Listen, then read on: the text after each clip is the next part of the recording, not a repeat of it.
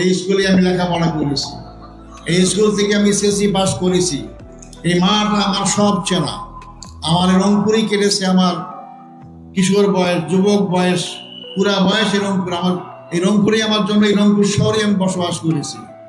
রংপুরের জনগণ আমার মনে হয় না কেউ বলতে পারবে যে আমি কোনো অপরাধের সাথে জড়িত ছিলাম।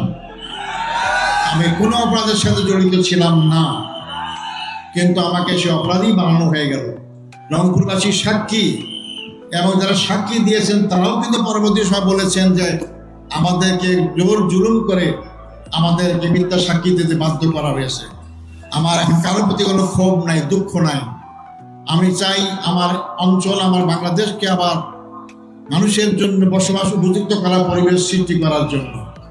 সংগ্রামী ভাই বন্ধুগণ, আজকে আমার মুক্তির প্রথম সোপান হচ্ছে আবু সাঈদ, যিনি রংপুরের ছাত্র, রোকেয়া বিশ্ববিদ্যালয়ের ছাত্র, যে বুকের তাজা রক্ত ঢেলে দেওয়ার মধ্য দিয়ে যে গণ অভ্যুত্থান শুরু হয়েছিল, যার পরিসমাপ্তি হয়েছিল 5ই আগস্ট 2024 সাল।